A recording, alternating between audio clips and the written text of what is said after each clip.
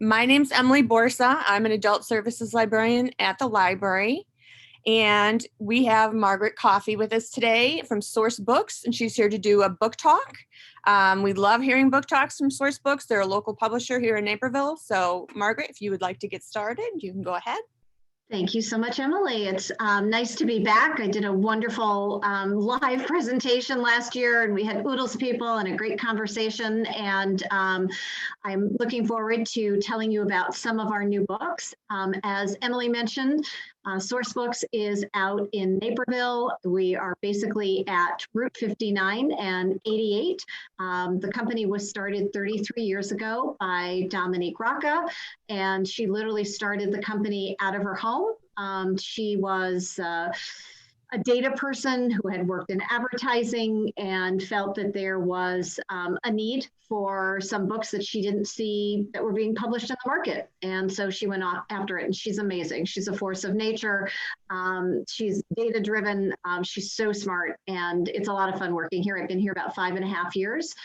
Before that, I worked at several other publishers. I worked for Scholastic for about 16 years, and then some smaller publishers after that.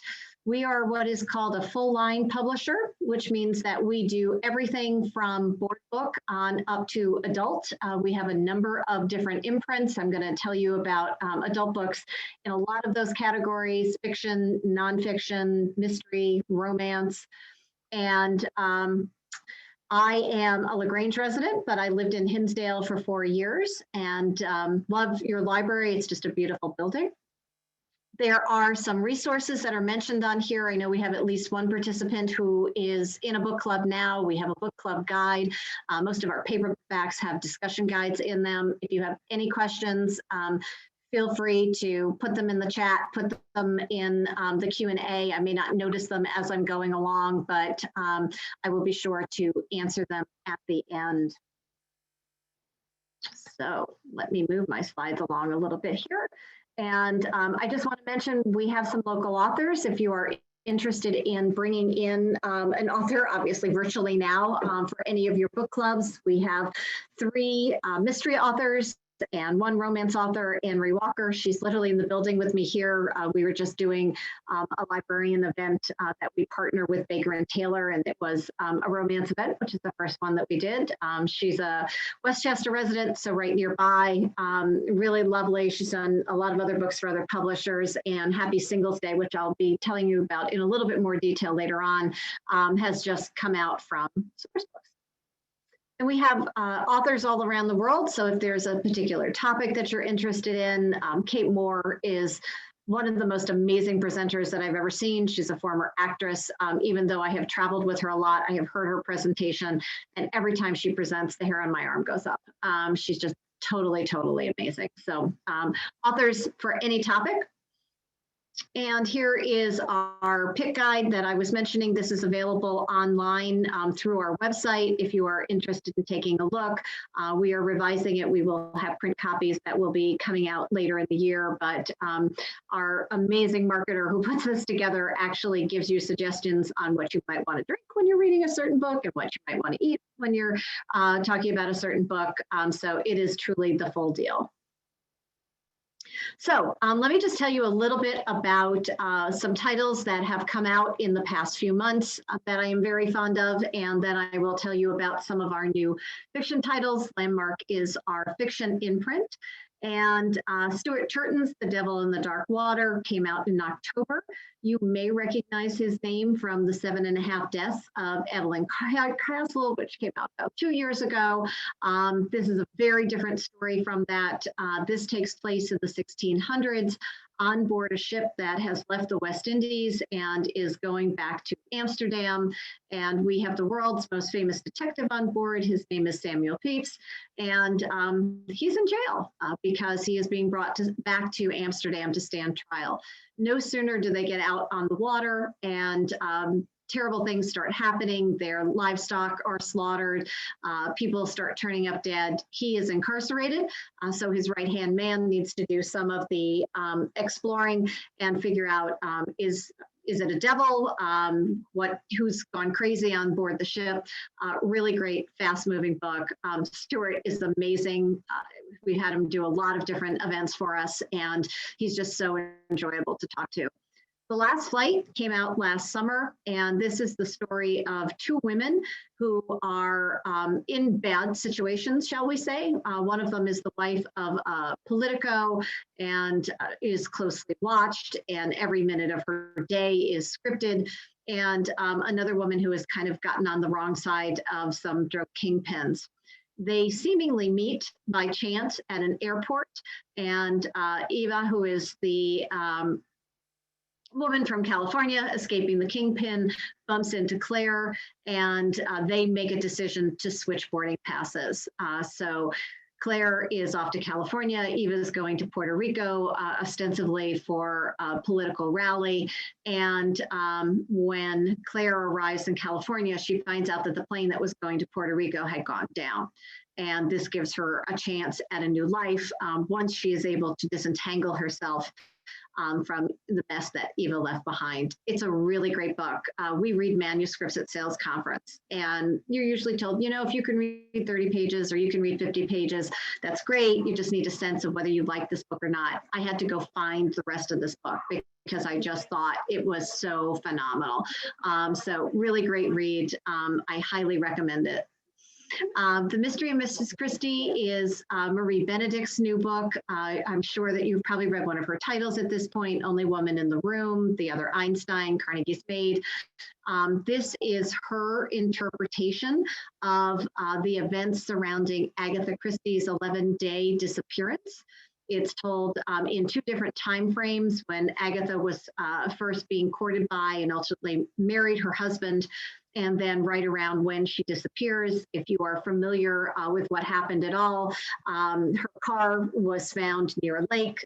They thought that something had happened to her and she had drowned. They had the lake dragged, couldn't find her. She shows up 11 days later in a hotel claiming amnesia, but she checked into the hotel in her husband's mistress's name. Yes, well, that's interesting. So at any rate, great retelling, totally enjoyable, very episodic.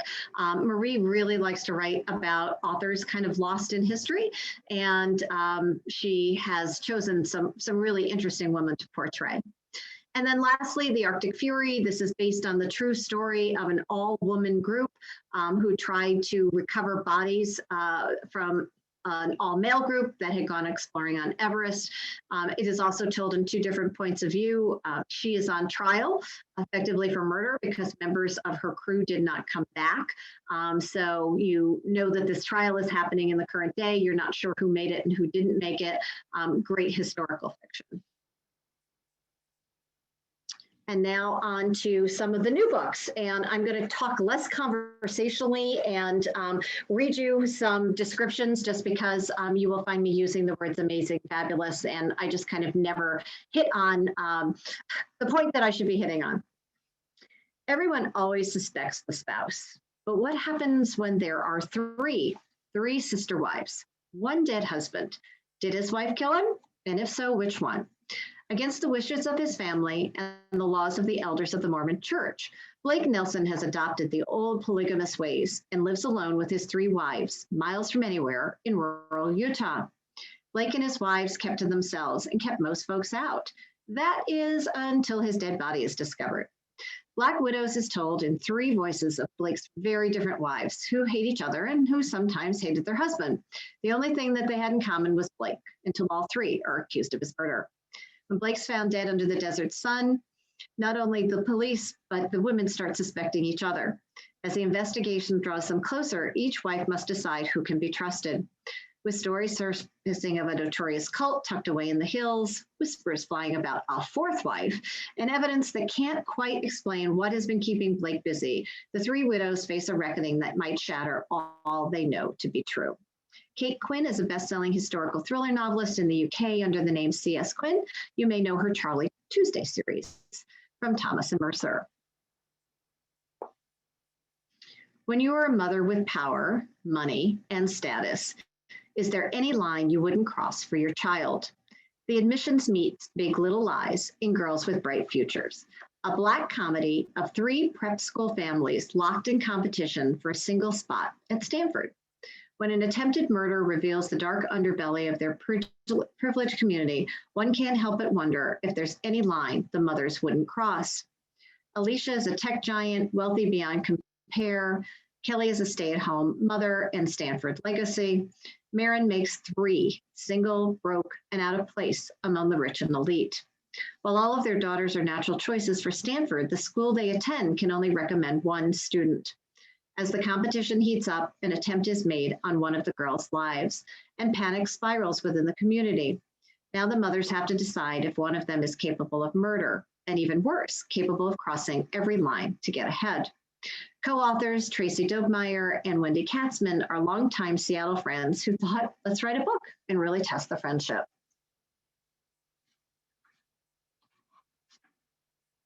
In The Girls at the Stilt House, murder breaks through the racial divide that separates two teenage girls, forging unlikely friendship in this Southern debut. Ada promised herself she would never go back to the trace, to her unbearable life on the swamp, and to her harsh father in Mississippi.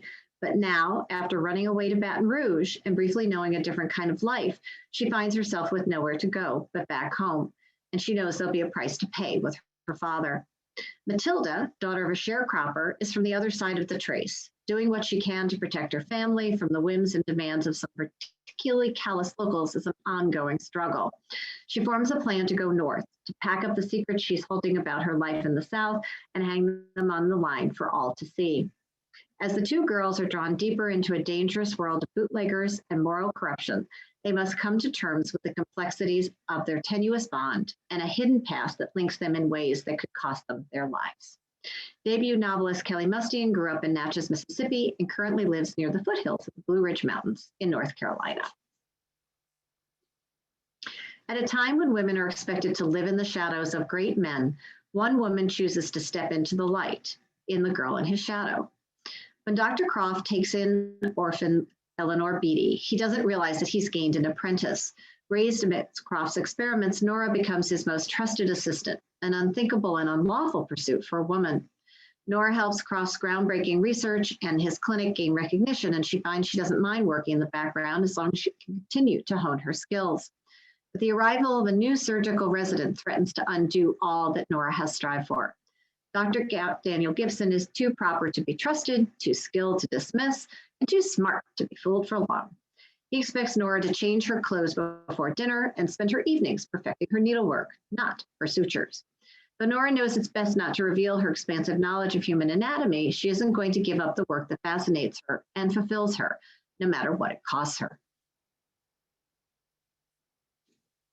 The War Nurse is a stunning tale based on a true story of one nurse in France during World War I who must battle the 1918 Spanish flu pandemic. From Tracy Anderson Wood, the author of The Engineer's Wife, comes the story of Superintendent of Nurses Julia Stimson and 65 inexperienced young nurses who arrive on the front lines of World War I to find chaos. With 1,300 soldiers stuffed into a facility built for 500, providing even the most basic care is challenging. And Julia quickly learns that male doctors see her as a threat to their authority. Based on a true story, the war nurse follows Julia through World War I in France, while the 1918 Spanish flu pandemic overwhelms medical resources. Julia must confront an unthinkable choice: to challenge her profession and risk her hard-won career, or to let the people she loves die in her arms.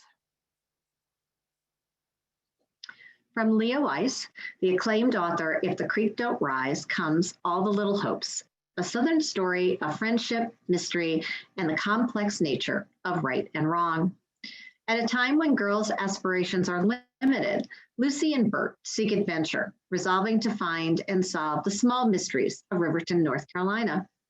Their chance arises when a man goes missing, a woman goes crazy, and a mystic gives the girls a mystery to solve that takes them beyond the ordinary. This quiet town, seasoned with honeybees and sweet tea, becomes a Nazi prisoner of war camp, and the once gentle place now ripples with underlying tension. More men go missing, and together the girls embark on a journey to answer the ultimate question: do they know who the enemy really is? And my last fiction title In My Dreams, I Hold a Knife is an addictive, propulsive debut read from novelist Ashley Winstead. It doesn't matter who you are now. It matters who you were and what you did. And now it's time to pay. Jessica Miller plans to triumphantly return to Duquesne University for her 10-year reunion festivities. She's the most successful out of her entire group of friends, and she's ready to flaunt her achievements, even though her friend group, known on campus as the East House 7, doesn't really exist anymore. 10 years ago, Heather, one of their own, was murdered, fracturing the once close-knit group. And then another friend was accused of committing the vile act, shattering whatever friendly feelings remained. Jessica thinks she's coming back to campus to bask in a wave of glory. She and her friends have no idea that someone has set an elaborate trap to catch the real killer and close the cold case for good. And I just want to mention a couple of our nonfiction backlist, Me and White Supremacy, Layla Saad's 28-day, trying to think of the right word, directive for improving anti-racist behavior. This book became a bestseller with the events that happened over the summer. We also have a journal that goes with this now, and there is a young reader's edition that will be coming out soon. Parent Up, you may recognize the Rippon name. This is Kelly Rippon, who is the mother of Olympic skater Adam Rippon, and she has written a book about how her 6 children turned out to all be extraordinary human beings. She was a single mother, had no support whatsoever from her father. I listened a couple of weeks ago to a conversation between Kelly and Adam, and it was just a lot of fun hearing them reminisce. She truly has amazing kids. 18 Tiny Deaths actually has a Chicago connection. This is the story of Frances Glessner Lee, who became the mother of modern forensics. She was born and raised here in Chicago, ultimately moved to the Northeast at a time when, not unlike our character in Girl in the Shadows, was not supposed to be really seen outside of the home. She took a great interest in murders, and she was horrified when she visited the scenes of some of these murders, because detectives, policemen would walk through this crime scene, they'd move things, there was blood splatter everywhere. And so she created these nutshell dioramas, and they became known as the nutshell dioramas because she literally used nutshells for the heads. These were tiny, tiny little characters. She made all the clothes for them, and she replicated some of the scenes from murders so that detectives and police officers could use them to solve the crime. And then finally, The Last Stargazer, Emily Levesque's story of her love of astronomy, some very funny passages in there, and what happens when the one day a year you're supposed to be allowed to use the most wonderful telescope in the Pacific Northwest, and a bear gets into the office and you can't get in there. Her love of this topic is just absolutely positively amazing. So if you are interested in nonfiction, I recommend all of these. And now let me tell you about a few of the new books. I Am the Rage just came out, and this is a poetry collection that explores racial injustice from the raw, unfiltered viewpoint of a Black woman in America. Dr. Martina McGowan's poetry provides insights that no thin piece on racism can, and challenges readers to feel, reflect, and face what it means to be a Black American. The entire collection was created during 2020 after the deaths of Breonna Taylor and George Floyd. Dr. McGowan is a mother and grandmother and a recently retired physician, chief medical officer, writer, mentor, blogger, artist, and occasional poet. Obviously, an extraordinary woman. The Girl Explorers is the untold story of women who broke the rules, trekked the globe, and changed the world. In 1932, Roy Chapman Andrews, the president of the Explorers Club, told hundreds of female students at Barnard College that women and exploration could never mix. He obviously didn't know a thing about either. The Girl Explorers is the inspirational and untold story of the woman who broke apart the stuffy men's club and founded the Society of Women Geographers, and how some key members, including Blair Niles, Amelia Earhart, Gloria Hollister, and Anna Hayward Taylor, paved the way for women scientists by scaling mountains, exploring the seas, flying across the Atlantic, and recording the world through film, sculpture, and art. Jane Zanglin retraced the steps of some of the girl explorers, international travels, and researching this book. She's a labor lawyer and law professor. For readers of Hidden Figures and Something Wonderful, Footnotes is the story of New York in the Roaring '20s and the first Broadway show with an all-Black cast and creative team to achieve success and its impact on our popular culture. 2021 marks the 100th anniversary of the musical, everybody's leaving the office except me, Shuffle Along. Amidst a culture actively whitewashing, controlling, or trying to prevent their stories from being told, these artists changed the course of American entertainment. This groundbreaking group of performers and the creators, including composer Eubie Blake and lyricist Noble Sissle, sowed the seeds of the Harlem jazz scene and paved the way for people of color on stage and screen, ultimately leading to productions such as West Side Story, Black Panther, and of course, Hamilton. Writer Cassine Gaines had unprecedented access to families of the cast and crew and obtained personal photographs and behind-the-scenes information. Here's one of my favorites. Kate Moore is back. And that's really all I need to say. If you read Radium Girls, I could just stop here. Radium Girls remains one of the absolute favorite titles that I have read that Sourcebooks has published. The New York Times and USA Today bestselling author of The Radium Girls has crafted The Woman They Could Not Silence, a fascinating new story of a woman who changed the world. 1860. As the clash between the states rolls slowly to a boil, Elizabeth Packard, housewife and mother of 6, is facing her own battle. The enemy sits across the table and sleeps in the next room. Threatened by Elizabeth's intellect, independence, and outspokenness, her husband of 21 years is plotting against her and makes a plan to put her back in her place. One summer morning, he has her committed to an insane asylum. The horrific conditions inside the Illinois State Hospital in Jacksonville, Illinois, are overseen by Dr. Andrew McFarland, a man who will prove to be even more dangerous to Elizabeth than her traitorous husband. But most disturbing is that Elizabeth is not the only sane woman confined to the institution. There are many rational women on her ward who tell the same story. They've been committed, not because they need medical treatment, but to keep them in line, conveniently labeled crazy, so their voices are ignored. No one is willing to fight for their freedom, and disenfranchised both by gender and the stigma of their supposed madness, they cannot possibly fight for themselves. But Elizabeth is about to discover that the merit of losing everything is that you then have nothing to lose. We acquired Poison Pen Press about 2 years ago. They are based down in Scottsdale, Arizona, known for every single genre of mystery. If you are a mystery lover, I'm sure you have probably read a book from their press. I am very fond of The Deadly Hours because I am a huge Susanna Kearsley fan. Susanna usually writes for our Sourcebooks landmark imprint, but this is an anthology of 4 stories that follow a cursed watch from 1700s to the 1800s to the 1900s, and then hopping to World War II when the watch is finally put to rest. The 4 authors are established writers, and they bring back some of their favorite characters to deal with this watch. Darcy Coates is an Australian writer who has basically published in the ebook strand. She writes horror, but it is very mild horror, Shirley Jackson horror. She prefers a happy ending. Her characters are generally in their 20s and 30s. The Rat Began to Gnaw on the Rope is one of the titles in our Library of Congress Crime Classic series. And I included It Can Only Be Murder because I love cozies and I absolutely love the titles that we come up with for our cozies. And now just a couple of titles that are coming out that I want to tell you about. Of One Blood.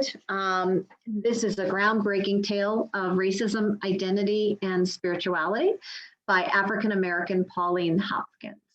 When Rural Briggs, a medical student at Harvard, witnesses the performance of a beautiful singer named Dianthe Lusk at a concert, he's infatuated by her talent and beauty.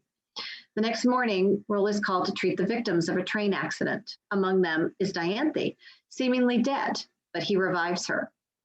Royal falls in love with her and proposes marriage. Wanting to provide for his fiancée, he undertakes a dangerous but lucrative archaeological expedition to Ethiopia, where he discovers more than treasure. Now his special abilities begin to make sense as he learns the truth about his ancestors.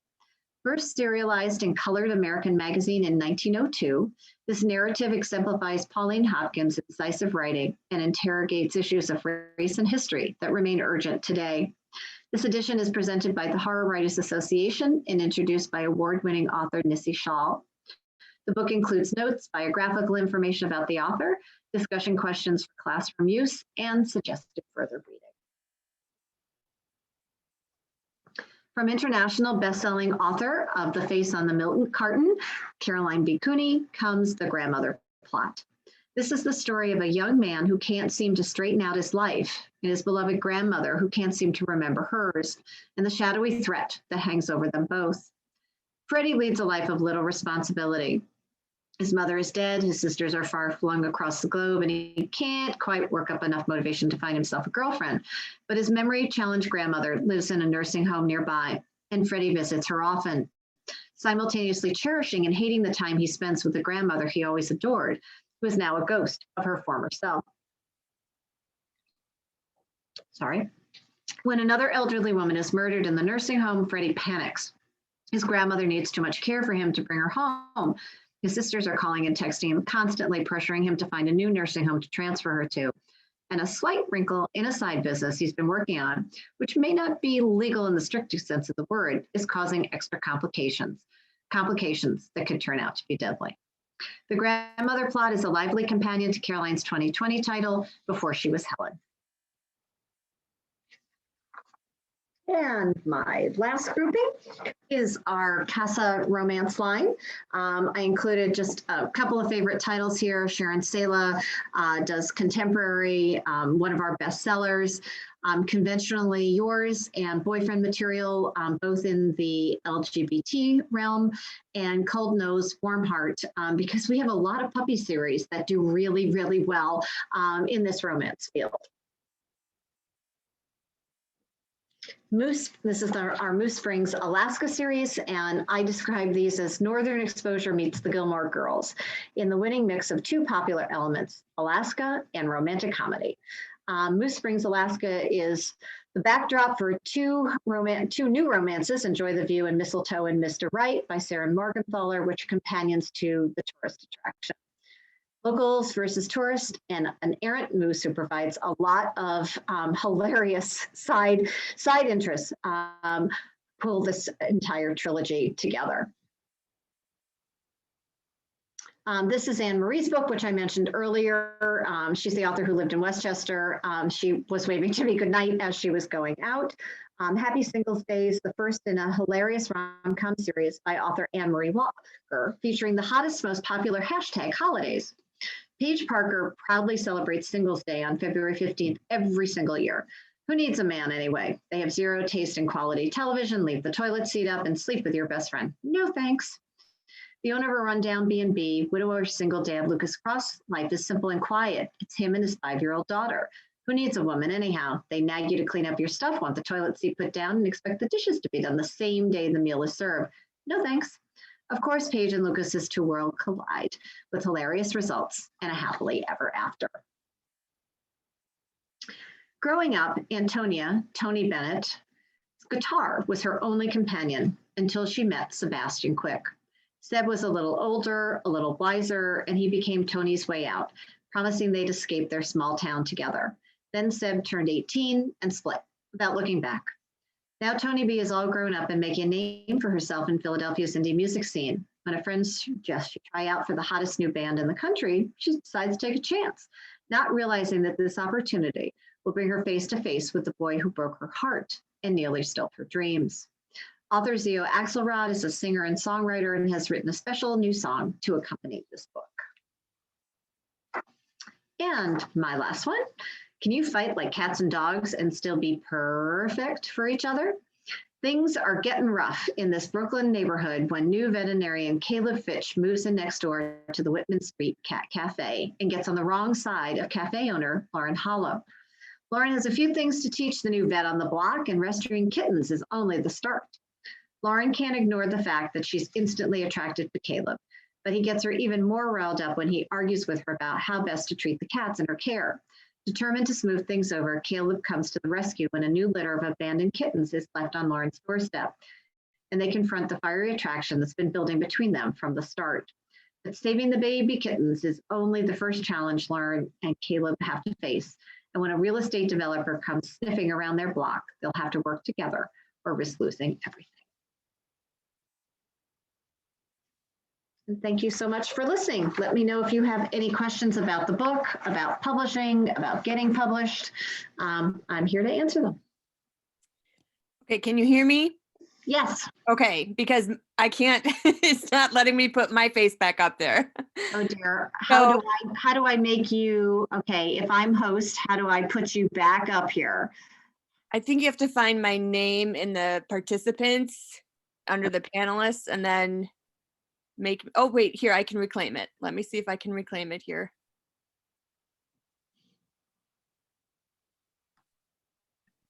I can see what looks like a fried egg. Oh, well, that's weird. It's like, it's a little pulsing thing. Huh. Okay, well, I still see your slide.